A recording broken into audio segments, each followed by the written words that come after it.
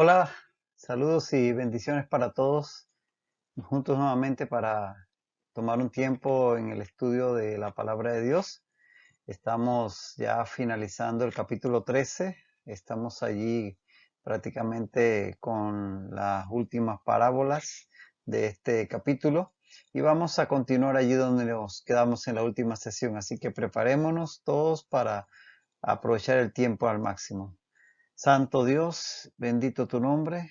Padre, gracias por la oportunidad de poder estar nuevamente ante tu palabra. Dios, guíanos por tu Espíritu Santo para comprenderla, para vivirla. Dios, en el nombre de Jesús, te lo pedimos y te damos las gracias. Amén. Y estábamos, como decíamos, ya terminando esta serie de parábolas. Estábamos en la porción que va del 47 al 50 del capítulo 13. Habíamos comenzado a ver esta parábola y vamos a continuar allí donde nos quedamos. Leemos desde el inicio el pasaje. Asimismo, el reino de los cielos es semejante a una red que, echada en el mar, recoge toda clase de peces, y una vez llena, las sacan a la orilla, y sentados recogen lo bueno en cestas y lo malo echan fuera. Así será el fin del siglo. Saldrán los ángeles y apartarán a los malos de entre los justos y echarán en el horno de fuego y los echarán en el horno de fuego. Allí será el lloro y el crujir de dientes. Ya habíamos dicho cuando comenzamos a considerar esta parábola en la ocasión anterior que la red representa el evangelio que es ofrecido a todos los hombres. Por eso, pues aquí el mar representa a la humanidad y pues a nadie se discrimina, a todos se les ofrece la salvación, pero en esa dinámica, pues van a entrar en esa red que representaría ese ofrecimiento del reino, van a entrar peces buenos y peces malos, personas verdaderos creyentes y otros que lo van a parecer, parecido a la parábola del trigo y la cizaña. De tal manera que hasta ahí vimos, la vez pasada hablamos de esa red y de todos los detalles. Ahora vamos a continuar allí donde nos quedamos. Dice, y una vez llena, la sacan a la orilla y sentados recogen lo bueno en cestas y lo malo echan fuera. Ahí tenemos que en la práctica de la pesca, que es lo que veníamos explicando en la ocasión anterior con motivo de esta parábola, en la práctica de la pesca, una vez que con esta red barredera las barcas llegaban a la orilla, entonces los pescadores terminaban de sacar la red del agua y entonces en la playa comenzaban a hacer la selección. Se sentaban a separar los peces una vez en la playa. Y entonces echaban los peces que eran comestibles o que se podían comercializar, que podían venderse, porque estos eran pescadores que no solamente pescaban para su sustento, sino que lo hacían para además poder vivir de esto, es decir, que vendían los peces. Los que no fueran vendibles ni comestibles, los que sí lo eran, los echaban en baldes o cestas y los que no, los desechaban, ya sea directamente al mar o a la playa donde las aves se los comían. En fin, esta era la práctica usual. Dice Jesús, así será el fin del siglo. Esta selección que hacen los pescadores de los peces buenos y los peces malos ilustra lo que ocurrirá según el Señor Jesucristo al fin del siglo, al fin de la dispensación, al fin de la era, donde saldrán los ángeles, dice, y apartarán a los malos de entre los justos. Muy parecido a lo que hablaba en cuanto a la parábola del trigo y la cizaña. La separación entre buenos y malos entonces va a ocurrir al fin del siglo, no antes, como en aquel caso. Y eso lo vemos en Mateo 25, 31 al 32, donde dice, cuando el Hijo del Hombre venga en su gloria y todos los santos ángeles con él, entonces se sentará en su trono de gloria y serán reunidas delante de él todas las naciones y apartará los unos de los otros como aparta el pastor las ovejas de los cabritos. Entonces ahí vemos cómo en ese día de juicio van a ser separados unos y otros. Aquí nuevamente nos toca ser pacientes hasta el fin del siglo. No desesperar porque vemos que de repente hay tanta maldad en este mundo y uno piensa que Dios a veces se ha olvidado de uno, que la fidelidad que hemos tenido no parece ser recompensada, pero no. Dios tiene todo bajo control, así que no desesperemos, Dios pondrá orden en su debido momento. Y el Señor encargará esta labor a sus ángeles, como lo hizo, como lo describe también en la explicación que él da de la parábola del trigo y la cizaña.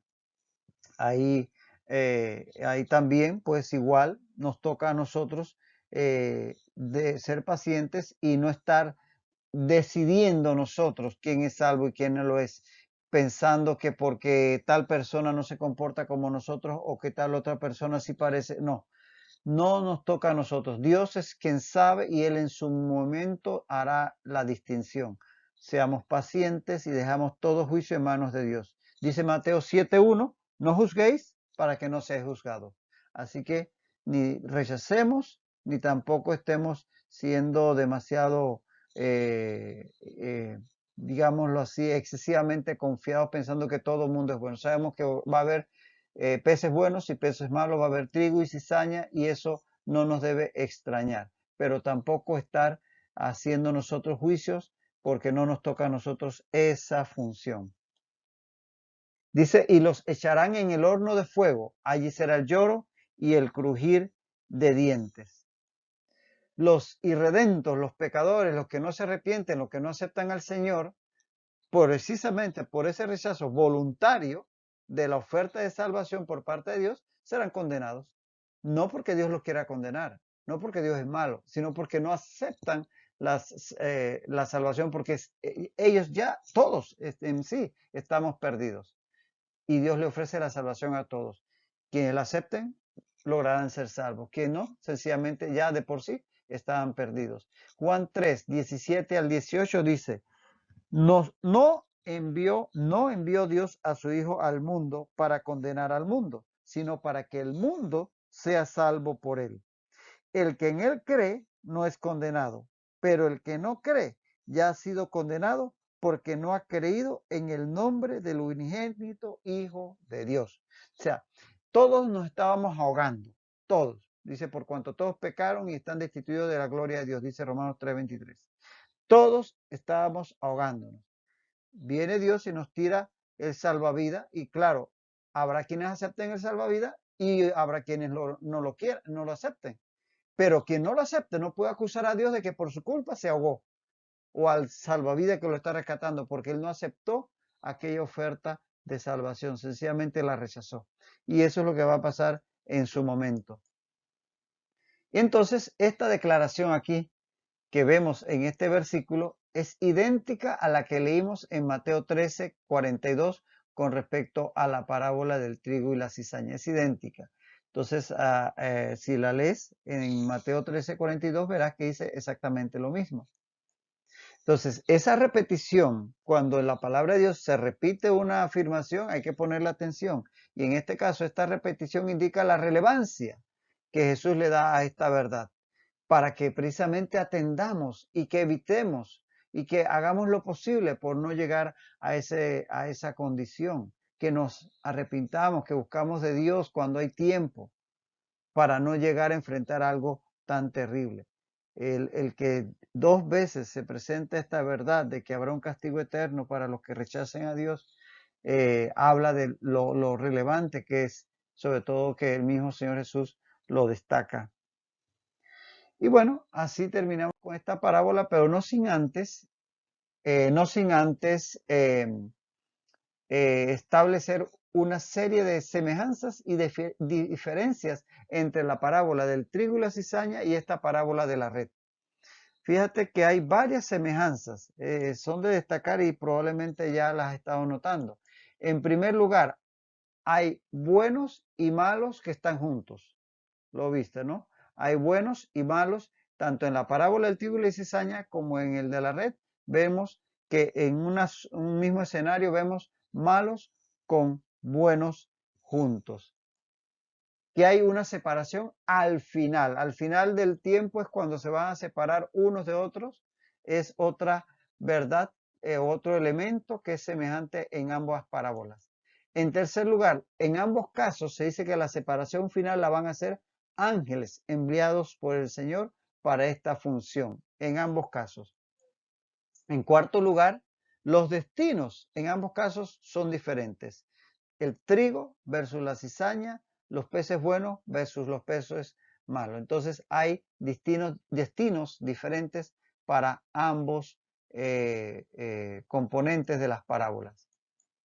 Y en quinto lugar, también hay una semejanza en que en ambos casos se habla del horno de fuego para los perdidos. El caso de la cizaña, el caso de los peces malos en la otra parábola. En ambos se habla de ese horno de fuego. Entonces estas son 5 semejanzas que tienen que ver con la enseñanza de ambas parábolas. Pero también hay diferencias. En el caso de la parábola del trigo y la cizaña se habla de que el mundo, que se sembró la semilla en el mundo. Pero en el caso de la red, en la parábola de la red se habla del mar, que es donde se arroja la red. En el caso de la parábola del trigo y la cizaña, son sembradores que están sembrando la semilla. Pero en el caso de la red son pescadores que tiran la red para atrapar los peces. En el caso de la parábola de trigo y la cizaña, obviamente se habla de plantas, pero en el de la red de peces es otra diferencia. Y en el caso de la parábola del trigo y la cizaña, ahí se habla del enemigo que está presente, que es el que siembra la mala semilla, la cizaña. En el caso de la parábola de la red, no se habla del enemigo, pero está tácito, porque él es el que está influyendo en los corazones de los hombres para que no vengan a Dios. Así que en un caso está presente, en la otra parábola está tácito. Y por otro lado, en la parábola del trigo y la cizaña, el trigo, los que representan a los creyentes, va a ser recogido, dice, en el granero, que representa el cielo, la presencia de Dios. Mientras que en el caso de la parábola de la red, esos mismos creyentes van a ser recogidos según la parábola, la figura de cestas. Pero ambas figuras, el granero y la cesta, representan lo mismo, estar para siempre con el Señor. Entonces, vemos que hay semejanza y diferencia, pero si pones atención y estudias las dos parábolas, verás que las semejanzas son relevantes. Las semejanzas de ambas parábolas, los elementos o los detalles que enseñan estos elementos que son semejantes, tienen relevancia para la enseñanza de ambas. Sin embargo, las diferencias no son relevantes porque el que sea uno o la otra, medítalo y estúdialo con calma y verás que no tienen relevancia el hecho de que se hable de figuras diferentes. A la enseñanza de ambas parábolas no afecta. Así que eso para que tengamos esta comparación entre estas dos parábolas que son bastante similares y que encierran una verdad igualmente similar. Y bueno, llegamos entonces a Mateo 13, 51 al 52. Mateo 13, 51 al 52. Este texto también es exclusivo de Mateo, tampoco lo vamos a encontrar en los otros evangelios. Y prácticamente este texto de Mateo 13, 55 al 52 viene siendo como el epílogo de toda esta serie de parábolas de Mateo 13. Es como la conclusión, el colofón final que el Señor pone aquí y que Mateo coloca en su evangelio en este punto. Así que así lo debemos ver en general. Leemos entonces Mateo 13, 51 al 52. Jesús les dijo: ¿habéis entendido todas estas cosas? Ellos respondieron: sí, Señor. Él les dijo: por eso todo escriba docto en el reino de los cielos es semejante a un padre de familia que saca de su tesoro cosas nuevas y cosas viejas. Dice que en ese momento recuerden que hace ya un par de sesiones atrás dijimos que ahora Jesús está en un escenario distinto, ya no está en la playa, está en casa con sus discípulos más cercanos. Y es en este escenario donde Él les dice, después de haber explicado hasta este punto todas estas parábolas y habérselas compartido ya aparte, ¿habéis entendido todas estas cosas? Y la respuesta de ellos fue que sí. Jesús, al hacerle esta pregunta, les estaba dando a sus discípulos la oportunidad de pedir más información acerca del reino. Si ellos hubieran dicho, bueno, no entendemos esto, no entendemos aquello, estoy seguro que el Señor les hubiese aclarado más, le hubiese ampliado más. Pero ellos dijeron que sí. Pero es que el Señor siempre estará dispuesto a enseñarnos más, siempre y cuando estemos atentos a su espíritu. Porque el Señor nos habla a través de su palabra, nos habla a través de nuestros momentos de oración por su Espíritu Santo, nos habla a través de la predicación desde el púlpito, nos habla a través de personas que en un momento dado Dios nos usa para tocarnos en algún área y darnos algún consejo. Así que tenemos que estar siempre atentos a que el Señor nos hable. Y si tenemos necesidad, dice la misma palabra, que si alguno tiene falta de sabiduría, pídele a Dios, que Él da abundantemente y sin reproche. Así que Él siempre va a estar dispuesto a darnos más si lo pedimos. Ahora, ellos, los discípulos, respondieron afirmativamente y lo hicieron de una forma enfática, por lo que vemos en el texto. De tal manera que, obviamente, ahí esto va a finalizar el Señor ya la enseñanza, puesto que ellos afirmaban que lo habían comprendido. Ahora, no debemos suponer, no debemos suponer que los discípulos comprendían en su totalidad y profundamente todas las cosas enseñadas por el Señor. Ellos afirmaban haber comprendido y pensamos que tuvieron una buena comprensión de estas parábolas, pero en ningún momento podemos asumir que ese sí de ellos implicaba que habían comprendido todo, vaya, hasta el último punto de todas estas enseñanzas. Pero ellos afirmaron haber comprendido y probablemente es una afirmación verdadera, pero probablemente sin asumir una comprensión 100% de todos los detalles. Y es que la palabra de Dios es tan rica y profunda, que por mucho que saquemos de ella, nunca se agota. Así que decir que sí, ya yo lo sé todo. Sí, sí, sí, ya yo lo comprendo todo. Ya yo ese pasaje lo tengo estudiado, ya yo de eso, mira, nunca demos por completamente conocido un pasaje o enseñanza de la Biblia. A veces hay personas que ante una predicación se toma un texto que ya lo han oído muchas veces. Ah, no, ya eso ya yo lo leí. Ah, no, ya eso ya yo lo escuché. Esa enseñanza ya yo la escuché. Ya eso ya yo me lo sé.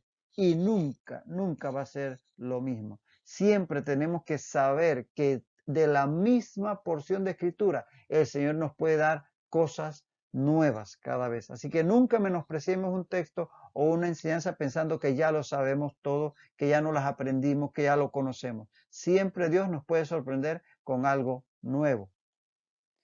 Ahora, la explicación que Jesús les dio de las parábolas del sembrador y de la cizaña, recuerden que esas fueron las dos únicas que él explicó, pero la explicación que él dio de estas dos parábolas, y harías bien en repasarlas nuevamente, esas explicaciones del Señor en estos dos casos, les servirían de patrón o de clave para la interpretación de las demás. Así que, en cierta forma, aunque ellos no tuvieron la explicación, o por lo menos no lo dicen los evangelios, de las otras 5 parábolas, esa explicación que les dio de estas dos les serviría para poder, tomando ese patrón, interpretar las otras 5. Y es que la Biblia es su propio intérprete. Siempre la misma escritura, lo que leemos en ella, nos sirve para interpretar otros pasajes de la escritura, como en este caso, en la interpretación que el Señor da de unas parábolas, le sirve a los discípulos, a los 12,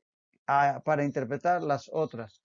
Y como decíamos, la Biblia es su propio intérprete. Y en ese sentido, siempre es importante guardar algunos principios, en este sentido de que la Biblia es su propio intérprete. Siempre, siempre interpretar los pasajes oscuros, esos menos comprendidos, a la luz de los más claros y no al contrario. Cuando tengas textos que son un poquito difíciles de entender, si hay otro texto que habla de lo mismo y en una forma más clara, utiliza el texto más claro para interpretar el que es menos comprensible, no lo contrario, no lo contrario.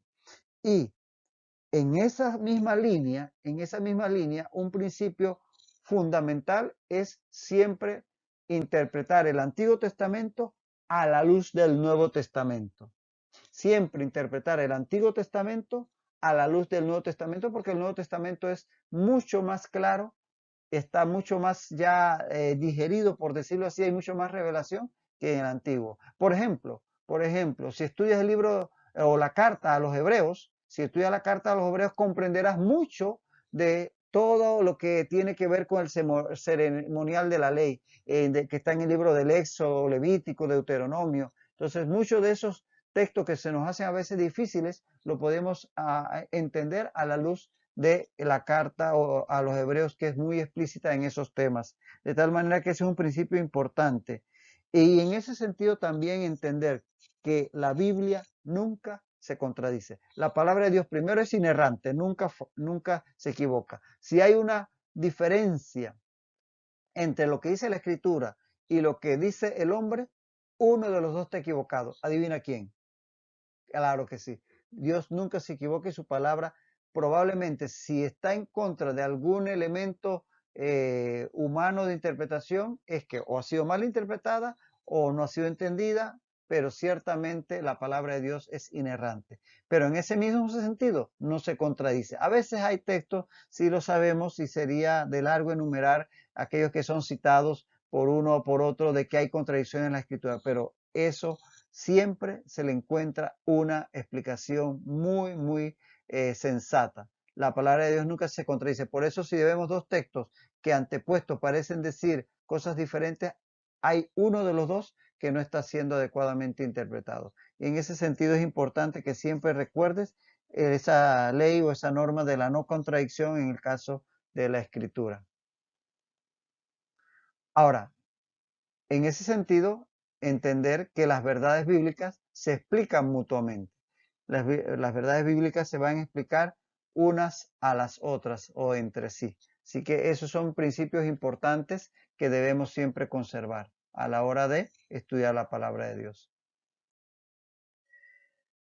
Y él les dijo, por eso todo escriba docto en el reino de los cielos, va entonces el Señor a explicar esto con más detalle. Algunos ven en estas frases del Señor Jesús una octava parábola, pero la mayoría de los eruditos y estudiosos de las Escrituras están de acuerdo en que esto se trata más bien de un símil y no de una parábola. Hay quienes dicen que sí, que son 8 las parábolas de Mateo 13, incluyendo esta, pero créame, la mayoría está de acuerdo en que esta porción es más estructuralmente hablando un símil y no una parábola. Ahora, con respecto a este de un escriba docto que va a utilizar como figura Jesús aquí en este epílogo prácticamente de toda su enseñanza. Originalmente los escribas hebreos originalmente eran solamente encargados de copiar las Sagradas Escrituras. Tenían todo un ceremonial y tenían una serie de reglas de cómo tenían que hacer, vestirse, sentarse, el proceso de copiar cada letra, el tipo de papel. Era una cosa, pero básicamente eran copistas. Eso es lo que eran, copistas, originalmente. Eh, Copiando los textos de la ley de Moisés y así preservando toda la escritura a lo largo de los siglos. Pero con los siglos, ya para el tiempo de Jesús, ya no eran simples copistas. De tanto copiar y copiar y copiar la escritura, se la sabían de memoria y se habían convertido en expertos. Y para este entonces, en el tiempo de Jesús, que siempre oyes hablar de los escribas y los fariseos por ahí, eran los escribas se consideran los custodios e intérpretes de la escritura, llegando a llamársele en muchos casos doctores de la ley, siendo la mayoría de la secta de los fariseos, hay que decirlo. La mayoría de los escribas eran de tendencia farisea, o sea, de esos que eran más rígidos en cuanto a la interpretación de la escritura. Así que cuando hablamos de los escribas, no creas que era solamente la figura aquella que originalmente se dedicaban solo a copiar la ley, sino que ya la interpretaban y la enseñaban. En ese sentido, Mateo 7, Mateo 7, 29 dice que les enseñaba como quien tiene autoridad y no como los escribas. Y también en Mateo 23:2 dice, en la cátedra de Moisés se sientan los escribas y los fariseos. Y en Lucas 2:26 dice, en el caso de Jesús, cuando a los 12 años se le pierde a sus padres, cuando lo encuentra dice que le hallaron en el templo sentado en medio de los doctores de la ley. Esos doctores de la ley no eran más que escribas, es decir, estos personajes que de tanto copiar y copiar la escritura se habían convertido en expertos en la ley y en su interpretación. Así que eso eran los escribas. Entonces, aquí está hablando el Señor Jesucristo de esta figura de un escriba docto en el reino de los cielos. O sea, está hablando de alguien conocedor. Docto, la palabra docto es la palabra hebrea, la palabra griega, perdón, porque esto estamos hablando acá del Nuevo Testamento, la palabra griega masteuo. Masteuo era un término que hablaba de convertirse en alumno, de uno que ha sido discipulado, prácticamente alguien que se matricula para aprender o como aprendiz de erudito, es decir, con alguien que le enseña a ser a alguien que a su vez va a enseñar a otros. Ese era el concepto de docto, un escriba matseuo, uno que ha sido discipulado, uno que ha sido alumno de otro que le ha enseñado. Entonces, esa palabra se deriva de matzés, que es aprendiz o alumno. Y esa, a su vez, viene de la raíz matseo, que es aprender. Entonces, eso es lo que quiere estar dando ahí de la idea de un escriba docto, uno que ha aprendido, que ha sido enseñado. Por lo tanto, Jesús se refiere a uno, cuando dice todo escriba docto en el reino de los cielos, se refiere a uno capaz de enseñar acerca del reino de los cielos porque ha sido bien instruido en cuanto a lo mismo. Es decir, como ha sido bien instruido, es capaz de enseñar. Porque para ser maestros, hay que decirlo, para ser maestros, antes debemos ser alumnos, antes debemos ser enseñados. Y por ese mismo motivo, nadie puede enseñar lo que no ha aprendido, porque nadie puede dar lo que no tiene. Así que definitivamente que no se puede enseñar si no se ha aprendido. Y dice que es semejante a un padre de familia que saca de su tesoro cosas buenas y cosas nuevas y cosas viejas. En ese sentido, decir que el padre de familia era el responsable de proveer para todas las necesidades de los suyos.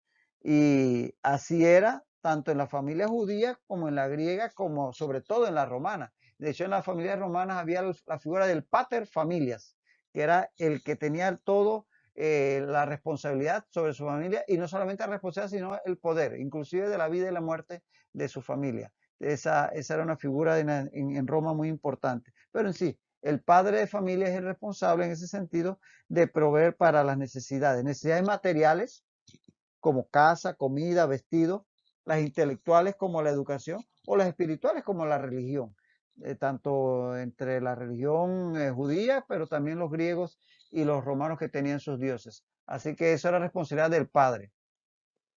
Así como el padre familiar es responsable de proveer para las necesidades de los suyos, así también quien enseña, según esta símil que presenta aquí el Señor Jesús, así quien enseña a otros debe ser capaz de proveer todo lo necesario para el aprendizaje de los mismos. Es lo que está aquí el Señor Jesús presentando con esta figura de el padre de familia. Vamos a detenernos aquí por ahora. No pierdas el hilo de este texto. Vamos a continuar aquí en la próxima ocasión. Así que ahí estaremos para continuar en el estudio de la palabra de Dios. Hasta entonces, que el Señor siga bendiciendo tu vida y todo cuanto tienes.